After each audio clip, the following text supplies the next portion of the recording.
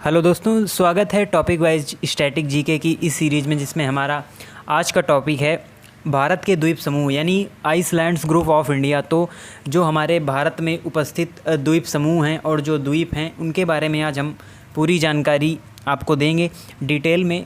तो ये वीडियो काफ़ी लंबा होने वाला है, तो आप इसको लास्ट तक ज़रूर देखिएगा। तो दोस्तों, सबसे पहले हम जानते हैं कि द्वीप क्या होते हैं यानी आइसलैंड क्या होते हैं। तो ऐसा एरिया यानी ऐसा क्षेत्र जो चारों तरफ से समुद्र से घिरा हो या किसी झील से घिरा हो, मतलब कि जो ऐसा एक क्षेत्र जो चारों तरफ से जल से घिरा हो, उसको हम कहते हैं द्वीप यानी आइसलैंड। और हमारा प्रायद्वीप क्या होता है, जो एरिया तीन ओर से समुद्र से घिरा हो यानी तीन ओर जल से घिरा हो, उसको हम कहते हैं प्रायद्वीप। यानी जो हमारा भारत है वो प्रायद्वीप है, ना कि द्वीप, क्योंकि हमारा जो भारत है वो तीन ओर से समुद्र से घिरा हुआ है। एक तरफ पूर्व में हमारी बंगाल की खाड़ी है और पश्चिम में है अरब सागर, और दक्षिण में हमारे हिंद महासागर स्थित है, यानी भारत के दक्षिण में हिंद महासागर स्थित है।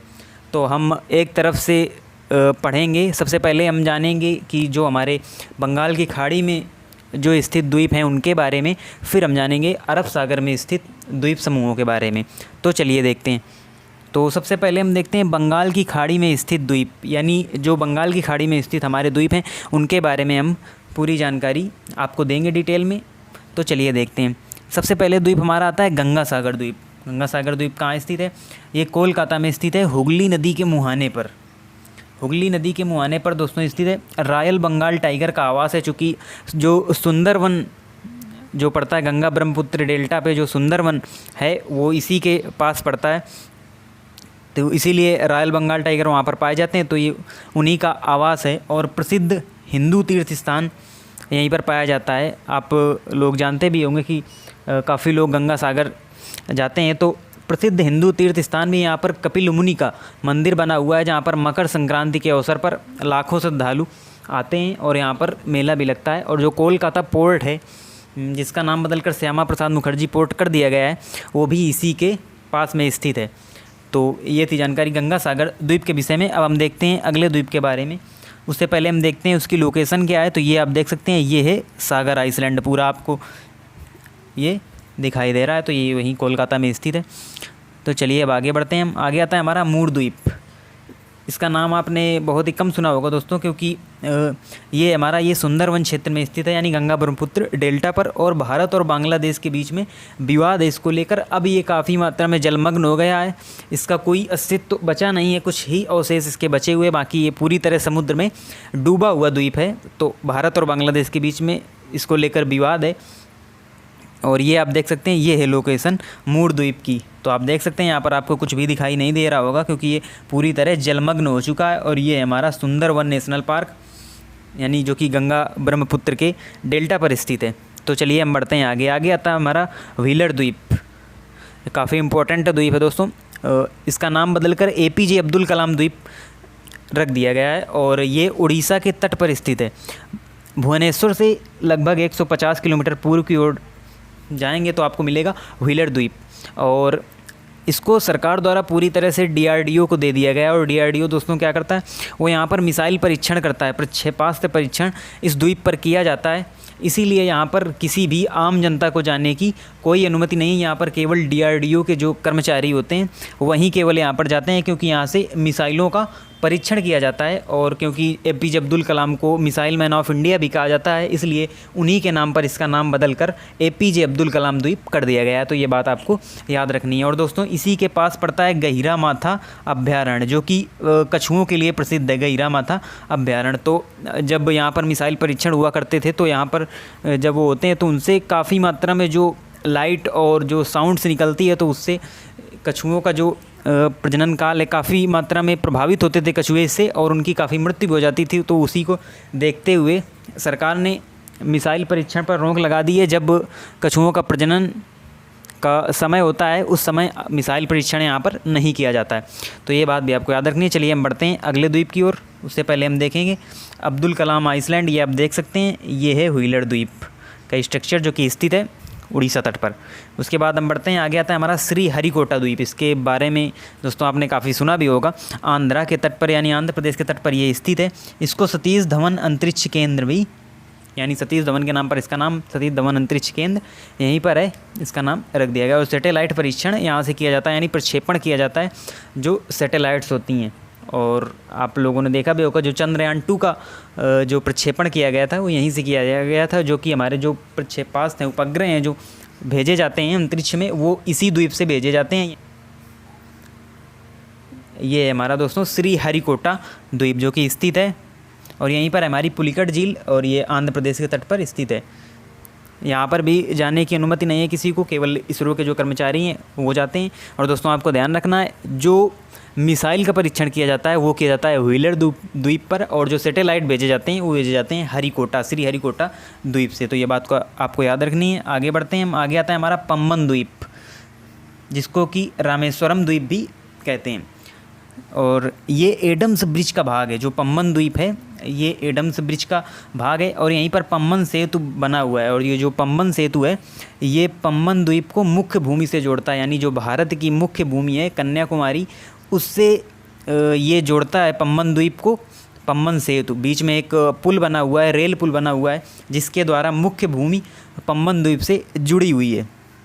तो अभी हम आगे देखेंगे मैप में कि किस प्रकार जुड़ी हुई है। तो ये आप देख सकते हैं, ये मुख्य भूमि, और ये है हमारा पम्बन द्वीप और रामेश्वरम द्वीप जिसको कहते हैं। तो ये पम्बन द्वीप, ये आप देख सकते हैं, ये रेलवे ब्रिज है, यानी पम्बन ब्रिज है, उसी के द्वारा ये जुड़ा हुआ है। और ये ऐसा ब्रिज है कि जब जो पानी वाले जहाज़ हैं वो जब आते हैं यहाँ पर, तो यहाँ से जब पास करते हैं तो ये इसको उठा दिया जाता है, यानी ये जो ब्रिज है ये दोनों तरफ खुल जाता है, और इसको फिर पुनः जोड़ दिया जाता है जब शिप होते हैं जो वो निकल जाते हैं। तो और अगर बात करें दोस्तों, पम्बन ब्रिज और एडम्स ब्रिज दोनों अलग अलग हैं, इनको कभी भी एक मानकर कन्फ्यूज ना होइएगा। ये पम्बन ब्रिज और एडम्स ब्रिज अलग अलग हैं। ये आप देख सकते हैं, ये है पम्बन ब्रिज की लोकेशन जो कि एक रेल पुल है, और जो हमारा एडम्स ब्रिज है वो आपको यहाँ पर मिलेगा, यानी इस एरिया में मिलेगा एडम्स ब्रिज, जो कि जिसका कुछ भाग ही हमको दिखाई पड़ता है, बाकी जलमग्न हो गया है, और इसको राम सेतु भी कहते हैं, यानी एडम्स ब्रिज को राम सेतु के नाम से भी जाना जाता है। और दोस्तों ऐसा कहा जाता है, हिंदू धर्म में आपने रामायण जो सीरियल आता है उसमें आपने देखा भी होगा कि जब राम लंका जाते हैं तो वो यहाँ पर एक पुल का निर्माण करते हैं, यानी उनकी सेना द्वारा एक पुल का निर्माण किया जाता है। तो ऐसा माना जाता है कि ये वही पुल है जिसका निर्माण राम ने किया था लंका जाने के लिए, तो ऐसा माना जाता है। तो ये आप देख सकते हैं, और यहीं पर रामेश्वरम की स्थापना भी की थी भगवान राम ने। तो ये आप देख सकते हैं, ये है एडम्स ब्रिज। उसके बाद चलिए बढ़ते हैं आगे और देखते हैं पम्बन ब्रिज को। तो ये देखिए दोस्तों, ये है पम्बन ब्रिज, और आगे बढ़ते हुए ये देखिए इस प्रकार से इसको खोल दिया जाता है दोनों तरफ, और फिर शिप निकल जाते हैं। और ये देख सकते हैं, ये जो ट्रेन है वो जा रही है, क्योंकि ये एक रेल पुल है। उसके बाद दोस्तों आता है हमारा अंडमान निकोबार द्वीप समूह, यानी ये बंगाल की खाड़ी में ही स्थित है अंडमान निकोबार द्वीप समूह, और बंगाल की खाड़ी के दक्षिण में हिंद महासागर में स्थित है अंडमान निकोबार द्वीप समूह। और यह एक केंद्र शासित प्रदेश है दोस्तों, जो हमारी भारत की 7 जो यूनियन टेरिटरीज़ हैं उसमें से एक है अंडमान निकोबार। तो इसकी जो राजधानी है वो पोर्ट ब्लेयर है, और इसके भी यानी इसके आसपास भी काफ़ी आइलैंड देखने को मिलेंगे आपको, और इसके भी कई भाग हैं, यानी कि उत्तरी अंडमान, मध्य अंडमान और दक्षिणी अंडमान, यानी अंडमान के भी कई आपको जो आइलैंड है वो देखने को मिलेंगे। तो अंडमान और निकोबार द्वीप समूह लगभग 572 छोटे बड़े द्वीपों से मिलकर बना हुआ है, यानी जो अंडमान निकोबार ये द्वीप समूह है दोस्तों, आपको याद रखना है समूह, यानी इसमें भी कई सारे आइलैंडों का समूह, यानी आइलैंड्स का समूह बना हुआ है। तो 572 छोटे बड़े द्वीप हैं इसमें, और जिनमें से कुछ में ही लोग रहते हैं, बाकी ऐसे ही बंजर पड़े हुए हैं, वहाँ पर जीवन नहीं है, यानी कोई भी नहीं रहता। तो कुछ ही द्वीप ऐसे हैं जहाँ पर लोग रहते हैं, और इसकी राजधानी है पोर्ट ब्लेयर। तो अब हम हर एक भाग जो है वो डिस्कस करेंगे। तो सबसे पहले आता है हमारा उत्तरी अंडमान। उत्तरी अंडमान के इसी में सैडल पीक आपने पढ़ी होगी, जो अंडमान की सर्वोच्च चोटी है सैडल पीक, वो इसी उत्तरी भाग में स्थित है। अभी आगे हम आपको मैप में दिखाएंगे एक साथ, जो हमारे सारे आइलैंड जिनके बारे में हम पढ़ेंगे वो सभी हम आगे मैप में देखेंगे एक साथ। तो चलिए उसके बाद देखते हैं मध्य अंडमान, यानी जो मध्यवर्ती अंडमान है ये सबसे बड़ा द्वीप है, यानी जो अंडमान का सबसे बड़ा भाग है वो मध्य अंडमान ही है। उसके बाद आता है हमारा दक्षिणी अंडमान, और जो ये अंडमान निकोबार की राजधानी है पोर्ट ब्लेयर, वो इसी में स्थित है, यानी वो साउथ अंडमान में स्थित है, दक्षिणी अंडमान में स्थित है जो राजधानी अंडमान निकोबार की पोर्ट ब्लेयर। और सेल्यूलर जेल दोस्तों इसी में स्थित है। अभी हम जानेंगे सेल्यूलर जेल क्या है, उसके बारे में जो इम्पोर्टेंट फैक्ट्स हैं और इंटरेस्टिंग फैक्ट्स हैं उनके बारे में जानेंगे। तो सेल्यूलर जेल जो है वो साउथ अंडमान में ही स्थित है। चलिए दोस्तों, अब हम जानते हैं सेल्यूलर जेल के विषय में। तो सेल्यूलर जेल क्या, ये पोर्ट ब्लेयर में स्थित है और इसका निर्माण अंग्रेज़ों द्वारा भारतीय स्वतंत्रता संग्राम सेनानियों को कैद रखने के लिए किया गया था। और दोस्तों, जब स्वतंत्रता संग्राम चल रहा था हमारे देश में आज़ादी के लिए, तो उसी समय अंग्रेज़ों ने सोचा कि इतने सारे जो ये क्रांतिकारी हैं इनको हम कहाँ पर, यानी किन जेलों में बंद करेंगे। तो इसलिए इसी को सोचते हुए अंग्रेज़ों ने ये अंडमान निकोबार का जो आइलैंड है उसको चुना और यहाँ पर उन्होंने एक जेल निर्माण का फैसला लिया कि एक जेल ऐसी बनाई जाएगी जिसमें इन सभी क्रांतिकारियों को वहाँ पर हम बंद कर देंगे जेल में। तो इसीलिए इन्होंने इसका निर्माण किया और ये आप देख सकते हैं, ये है सेल्यूलर जेल, जिसको अब नेशनल मेमोरियल घोषित कर दिया गया है आज़ादी के बाद में। और दोस्तों, ये ऑक्टोपस की तरह जो 7 शाखाओं में फैली हुई थी, ये आप देख सकते हैं, ये उसी का एक मॉडल है, मॉडल बना हुआ है उसी जेल का। ये जो है 7 शाखाओं में बटी हुई थी और इसमें कुल 694 पूरी जो कोठरियाँ हैं वो 694 यहाँ पर थी। और ये इसलिए इसका इस प्रकार से निर्माण किया गया था ताकि कोई भी क्रांतिकारी आपस में मिलजुल ना सकें, उनका आपसी मेल ना हो, इसीलिए इसको इस तरह से बनाया गया था। और सभी जो ये विंग्स थी, इनको विंग्स कहते थे, जो ये शाखाएं फैली हुई हैं इनको विंग्स कहते थे। तो इन विंग्स का जो संपर्क था वो मेन वॉच टावर से होकर जाता था। आप यहाँ से इधर जाके कहीं नहीं जा सकते, आपको यहाँ से होकर ही दूसरी विंग्स में जाना होगा। तो इसीलिए ये काफ़ी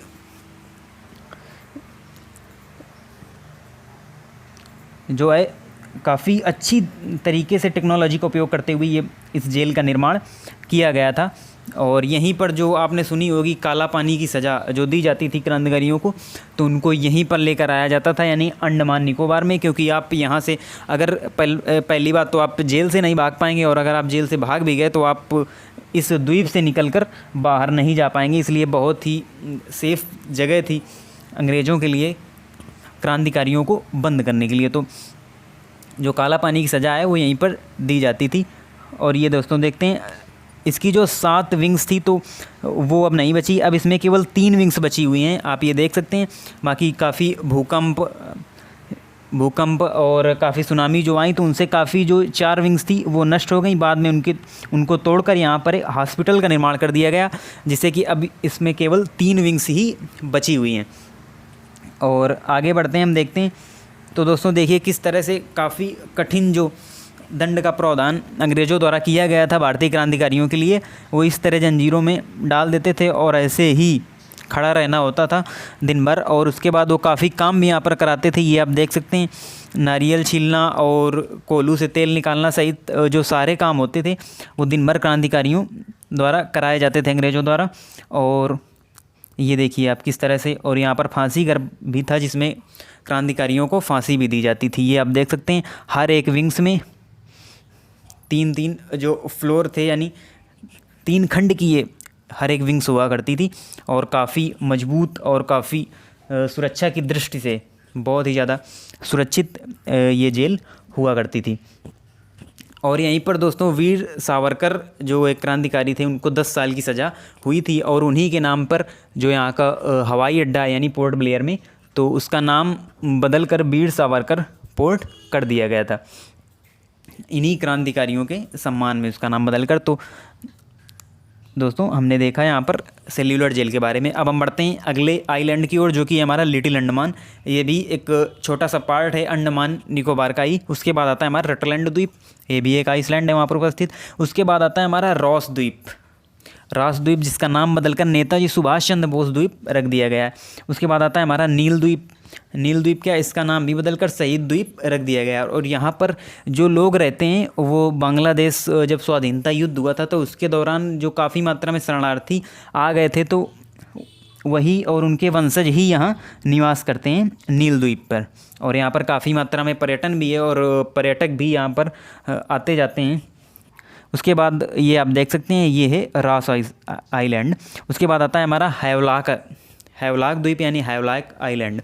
इसका नाम भी बदलकर स्वराज द्वीप कर दिया गया है दोस्तों। 30 दिसंबर 2018 को हमारे देश के जो प्राइम मिनिस्टर नरेंद्र मोदी जब यहाँ पर गए हुए थे तो उन्होंने इन 3 द्वीपों का नाम बदलकर कर दिया गया, क्योंकि ये जो इन आइलैंड्स का नाम जो बदल कर रखा गया है, क्योंकि ये पहले अंग्रेज़ों के नाम पर थे। जैसे रास द्वीप है, हैवलॉक है, नील है, ये सभी अंग्रेज़ों के नाम पर थे। तो इनका नाम बदलकर जो हमारे भारत के आज़ादी के जो क्रांतिकारी हैं उनके नाम पर रखा गया। तो रास द्वीप का नाम बदलकर नेताजी सुभाष चंद्र बोस द्वीप, और नील द्वीप का नाम बदलकर शहीद द्वीप, और ये जो हैवलॉक द्वीप है इसका नाम बदलकर स्वराज द्वीप रखा गया। और दोस्तों यहाँ के जो तट हैं यानी हैवलॉक द्वीप के जो तट हैं वो विश्व में प्रसिद्ध हैं और यह एक पर्यटन स्थल है। और यहाँ का जो राधानगर बीच है यानी तट है वो एशिया में सर्वोत्तम तट को इसको घोषित किया गया है। तो यहाँ पर काफ़ी आपको जो बीच हैं वो देखने को मिलेंगे। बहुत ही अच्छा पर्यटन स्थल भी है हैवलॉक आइलैंड।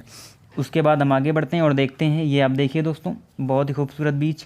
उसके बाद आते हैं हम उत्तरी सेंटिनल द्वीप, जो कि दक्षिण अंडमान के शासन में आता है। उत्तरी सेंटिनल द्वीप ये आप अंडमान से थोड़ा सा वेस्ट में चलेंगे तब आपको मिलेगा वहाँ पर उत्तर सेंटिनल द्वीप। साउथ अंडमान से वेस्ट में स्थित है ये उत्तर सेंटिनल द्वीप। और यहाँ पर जो जनजाति निवास करती है वो पूरी तरह से दुनिया से कटी हुई है। जो कि जनजाति निवास करती है वो बिल्कुल अलग है और ऐसा माना जाता है कि 4000-5000 साल पहले से वो जनजाति वहाँ पर निवास कर रही है और उनका कोई भी संपर्क जो बाहरी दुनिया है उनसे नहीं है। और वो अपनी संस्कृति और जो उनकी कल्चर है उसको आज भी बचाए हुए हैं। और वो जब किसी बाहरी व्यक्ति को देखते हैं अपने यहाँ तो वो तुरंत आक्रामक हो जाते हैं और उन पर हमला कर देते हैं।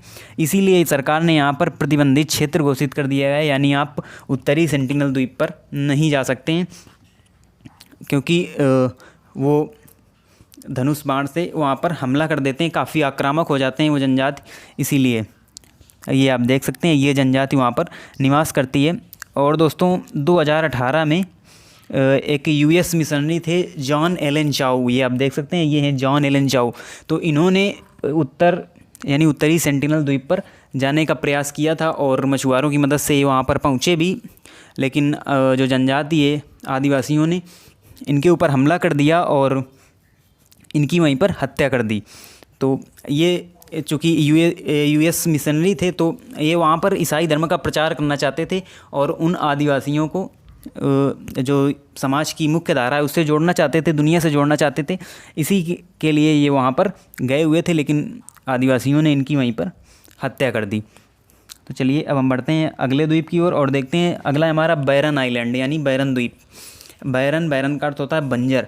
तो ये भारत का एकमात्र सक्रिय ज्वालामुखी आइलैंड है। यहाँ पर कोई भी निवास नहीं करता है। ये केवल एकमात्र सक्रिय ज्वालामुखी है जो 2005 में फटा था और यहाँ से अब तक भी लावा निकल रहा है। यह एकमात्र भारत का ही नहीं एशिया का एकमात्र सक्रिय ज्वालामुखी है और ये आपको देखने को मिलेगा मध्यवर्ती अंडमान से आप पूर्व की ओर जाएंगे तब आपको मिलेगा बैरन आइलैंड। और इसी के आसपास जो एक स्कूबा डाइविंग के लिए प्रसिद्ध है, यहाँ का जल आसपास काफ़ी स्वच्छ जल है और स्कूबा डाइविंग के लिए फेमस भी है। उसके बाद आता है हमारा नारकोंडम द्वीप यानी नारकोंडम आइलैंड। ये उत्तरी अंडमान के पास स्थित है और यह एक प्रसुप्त ज्वालामुखी है। और नारकोंडम पर्वत जो कि अंडमान निकोबार की दूसरी सर्वोच्च चोटी है, नारकोंडम पर्वत वो इसी द्वीप पर स्थित है यानी 710 मीटर जिसकी ऊंचाई है। और पहली हमारी चोटी कौन सी है वो है सैडल पीक जिसकी ऊंचाई 752 मीटर है, वो उत्तरी अंडमान में स्थित है यानी नॉर्थ अंडमान में स्थित है। और यहाँ पर भी यानी नारकोंडम द्वीप के आसपास भी स्कूबा डाइविंग के लिए काफ़ी यानी फेमस है स्कूबा डाइविंग के लिए इसके आसपास का जो जल है। और यहाँ पर भी कोई मानव निवास नहीं करता है। ये आप देख सकते हैं दोस्तों, ये होती है स्कूबा डाइविंग जिसके द्वारा हम जो सागर होते हैं उनके नीचे जाकर एक रोमांच करते हैं, एक एक्टिविटी होती है, तो ये होती है स्कूबा डाइविंग। उसके बाद आते हैं हम निकोबार द्वीप समूह। दोस्तों अंडमान निकोबार द्वीप समूह एक होता है, उसमें भी अलग अलग होते हैं। अंडमान के बारे में जो अभी तक हम पढ़ रहे थे वो अंडमान के भाग थे और अंडमान के आसपास स्थित आइलैंड थे, उनके बारे में हमने पढ़ा। अब हम जानेंगे निकोबार द्वीप समूह, ये भी वहीं स्थित है, यानी उसी से थोड़ा सा अगर हम नीचे आएंगे तब हमको मिलेगा निकोबार द्वीप समूह। तो इसके भी 2-3 भाग हैं जिनके बारे में हम जानेंगे। तो इसमें सबसे पहले आता है कार निकोबार। ये निकोबार का उत्तरतम द्वीप है, यानी जो निकोबार द्वीप समूह है पूरा, तो ये उसी का उत्तर में स्थित पार्ट है कार निकोबार, और सर्वाधिक आबादी वाला द्वीप है कार निकोबार। और यहाँ पर वायुसेना का अड्डा भी स्थित है। और 2004 में जब सुनामी आई थी यहाँ पर तो काफ़ी क्षति भी पहुँची यानी कार निकोबार को। और उसके बाद आता है लिटिल निकोबार। ये भी निकोबार द्वीप समूह का ही एक द्वीप है जो वहीं पर स्थित है। उसके बाद आता है बृहत और ग्रेट निकोबार। ये इम्पोर्टेंट पार्ट है, यानी इम्पोर्टेंट आइलैंड है निकोबार का। तो चलिए इसके बारे में देखते हैं। तो ये निकोबार का दक्षिणतम द्वीप है, यानी निकोबार अंडमान निकोबार समूह का हम कह सकते हैं दक्षिणतम द्वीप, यानी लास्ट पॉइंट है। और जो इंदिरा पॉइंट, जिसके बारे में हमने पिछले लेक्चर में पढ़ा भी था जब हम भारत के भौगोलिक स्वरूप और भारत के भौतिक स्वरूप के बारे में पढ़ रहे थे, तो उसमें हमने पढ़ा था जो भारत का लास्ट बिंदु है इंदिरा पॉइंट, तो वो इसी ग्रेट निकोबार में स्थित है। और जो थूलियर पर्वत है वो भी यहीं पर स्थित है ग्रेट निकोबार में। और दोस्तों ये जो ग्रेट निकोबार है काफ़ी बड़ा एरिया, यानी काफ़ी क्षेत्रफल कवर करता है। ग्रेट निकोबार काफ़ी बड़ा क्षेत्रफल है इस एरिया का, इसीलिए यहाँ पर लगभग 85% क्षेत्रफल पर सरकार द्वारा जैव मंडल आरक्षित कर दिया गया है, क्योंकि काफ़ी मात्रा में यहाँ पर वन आदि पाए जाते हैं, पेड़ पौधे, जिसके लिए एक जैव विविधता यहाँ पर देखने को मिलती है। इसीलिए 85% क्षेत्रफल पर सरकार द्वारा इसको जैव मंडल आरक्षित कर दिया गया है। तो यहाँ पर काफ़ी अलग अलग प्रकार की जो प्रजातियाँ हैं जंतुओं की वो हमको देखने को मिलती हैं, जैसे खारे पानी का मगरमच्छ है, नारियल केकड़ा और जालीदार अजगर। इस प्रकार की जो प्रजातियाँ हैं वो यहाँ पर हमको देखने को मिलती हैं ग्रेट निकोबार में। चलिए दोस्तों आगे बढ़ते हैं। ये भी देखिए वहीं पर पाई जाने वाली एक प्रजाति ही है।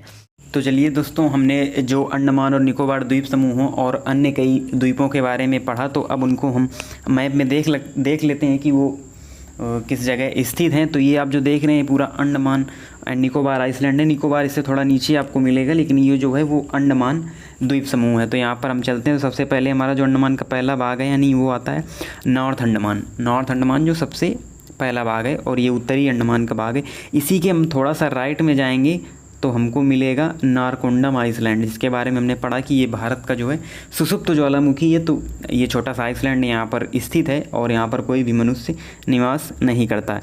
और उसके बाद हम आएंगे नीचे, फिर हमको मिलेगा यहाँ पर मिडिल अंडमान, जो कि सबसे बड़ा अंडमान का सबसे बड़ा भाग है। मध्यवर्ती अंडमान सबसे बड़ा द्वीप है।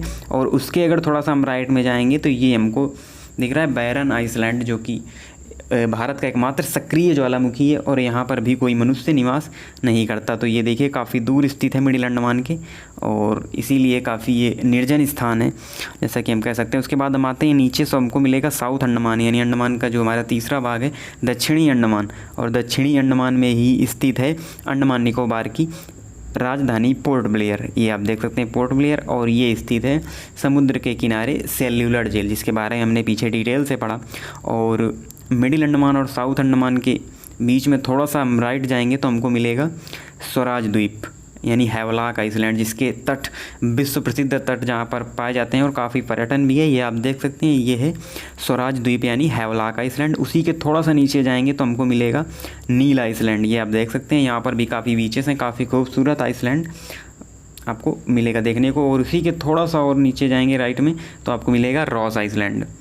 और फिर हम यहाँ पर आ जाएंगे अपने साउथ अंडमान में, और उसकी अगर हम नीचे जाएंगे तो हमको मिलेगा यहाँ पर रटलैंड आइसलैंड, जिसके बारे में हमने पढ़ा, काफ़ी बड़ा ये आइसलैंड है। और अगर हम साउथ अंडमान के लेफ्ट में जाएंगे थोड़ा सा तो ये हमको मिलेगा दोस्तों नॉर्थ सेंटिनल आइसलैंड, यानी कि उत्तर सेंटिनल द्वीप, जिसके बारे में हमने पढ़ा। ये साउथ अंडमान के ही शासन में आता है और यहाँ पर जो जनजाति निवास करती है उसको किसी प्रकार का संपर्क पसंद नहीं है, इसीलिए यहाँ पर जाना पूरी तरह प्रतिबंधित कर दिया गया है। तो ये स्थिति है, देखिए यहाँ पर साउथ अंडमान के लेफ्ट में नॉर्थ सेंटिनल आइसलैंड। उसके बाद ये हमारा रटलैंड आइसलैंड हो गया। उसके बाद हम नीचे जाएंगे तो ये हमको मिलेगा लिटिल अंडमान। ये दोस्तों देखिए अंडमान का ही एक भाग है लेकिन बिल्कुल अलग स्थित है, और जो हमारे 3 अन्य भाग हैं अंडमान के वो आपस में जुड़े हुए हैं, तो ये आपको याद रखना। ये है हमारा लिटिल अंडमान, और उसके नीचे जाएंगे तो हमको यहाँ से निकोबार द्वीप समूह शुरू हो जाता है, और अंडमान निकोबार को 10 डिग्री चैनल आपस में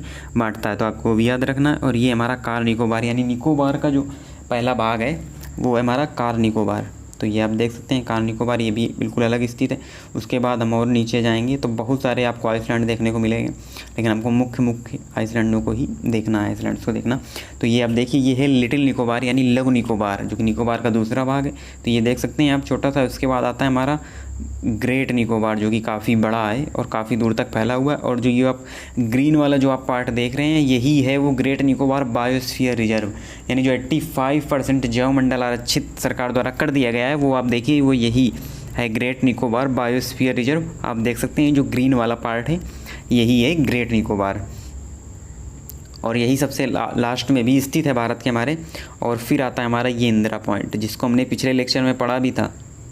पिछले लेक्चर में हमने पढ़ा था भारत के भौतिक स्वरूप में कि जो southern most point of India यानी जो भारत का आखिरी दक्षिणम बिंदु है वो है हमारा इंदिरा पॉइंट। तो यहाँ स्थित है, आप देख लीजिएगा ये स्थित है दोस्तों। और यहीं से हमारे भारत का जो है वो जो हमारा भारत का नक्शा है, क्योंकि यही हमारा सबसे लास्ट पॉइंट है। तो दोस्तों आई होप आप समझ गए होंगे, आपने जो सारे पढ़े आइसलैंड उनके बारे में आपने जाना, और फिर आपको हमने उनको मैप में भी दिखा दिया, तो आप अच्छी तरह से इनको समझ गए होंगे। उसके बाद दोस्तों हम आते हैं अरब सागर के द्वीप, यानी अभी तक हम जो पढ़ रहे थे वो पढ़ रहे थे बंगाल की खाड़ी में स्थित द्वीप, यानी जो बंगाल की खाड़ी में स्थित द्वीप थे। और अंडमान निकोबार द्वीप समूह वो भी बंगाल की खाड़ी में ही स्थित था, बंगाल की खाड़ी के दक्षिण में। और अब हम पढ़ेंगे तो जो हमारा अरब सागर है वो हमारे भारत के पश्चिम में स्थित है, और वहाँ पर स्थित जो द्वीप हैं उनके बारे में हम डिटेल से पढ़ेंगे। तो चलिए देखते हैं अरब सागर के द्वीप। तो सबसे पहले इसमें आता है सालसेट द्वीप।